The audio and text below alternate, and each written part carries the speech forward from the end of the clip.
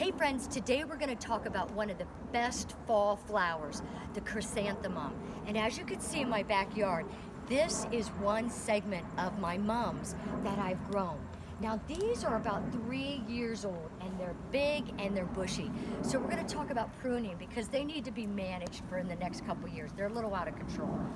But if you plant your mums in the ground in September, they are a perennial. They will pop up every year. But you have to plant them in the ground in September. You can't keep them in your pot and let them get kind of old and then plant them. They won't come back. So with these little gals, they're starting to fade because of the sun. But if you want more flowers to come, just get I use kitchen shears. I like to use these. These are my little plant ones though. You can go and clip the ones that are dying. You just clip them off like this, and new ones will start to grow. So I have a couple more weeks left. Now we've talked about blocking and anchoring, and as you can see, I have one solid color of these. They were fuchsia, like I said, they're lightening up a little, and then I have them anchored with my seagrasses, and they, right here, the plumes have this gorgeous fall color. So friends, this is part one of my mums. Let's go on over and take a look at some more. Okay, now we're on part two, and I'm going to show you some techniques to hopefully you don't get the result that you're going to see right now. This is my little segment of mums that I did not manage well. I should have pruned those in Memorial Weekend. I should have started pruning them. But I want you to see, they're beautiful, the color, they're yellow, but what has happened is they got leggy and long and heavy, and they fall over. But there's a way that you can save that from happening. And I'm going to show you. So let's get on down here. But they're so pretty. I still love this color.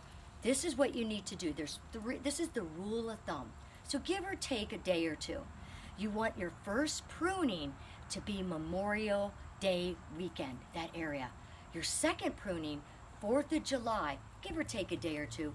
And your third pruning, especially if you're up in the eastern coast, if you get down south, you want to stop on 4th of July. But if you're not, the end of your pruning, the third one, is the first week of August. And this is how you do it. Now, your mums will pop up in spring. Once they are 6 inches in height, you want to trim them back to 2 to 3 inches. Don't be afraid to do it. So you go in here. Now these are, I'm just giving you an example. Let's say it's at 6 inches. Okay, goodbye, little beautiful flower.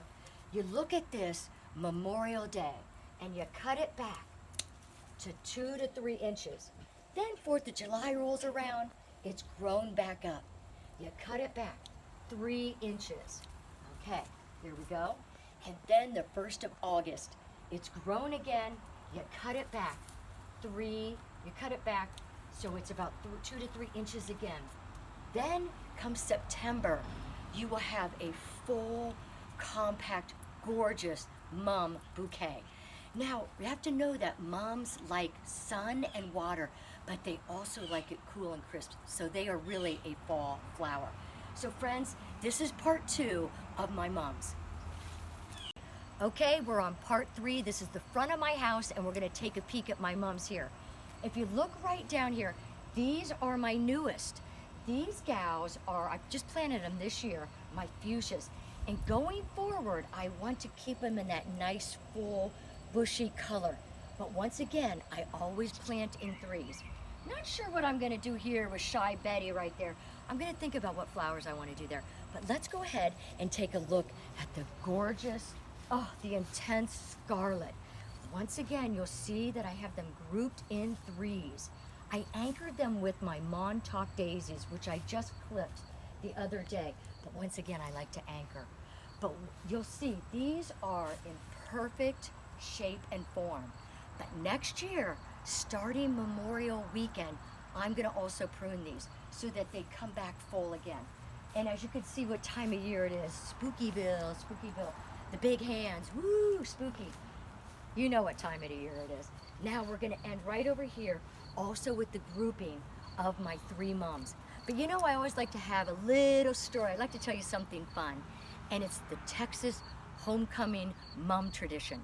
So in the late 1950s, the corsage started with the mums. you know, the young guy going to the football game, he go a token of, a crush on somebody, gave a gal little mom. Well, you know, in Texas, everything gets bigger. So throughout the years, the homecoming tradition of the Texas homecoming mom became this enormous tradition where the mom now is wrapped around the neck and it goes all the way down to the ground. And it's called the Texas homecoming mom tradition.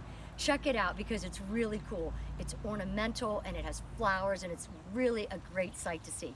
So friends, this is the mum. I hope you learned something. I hope you're motivated and inspired, and you know I love you.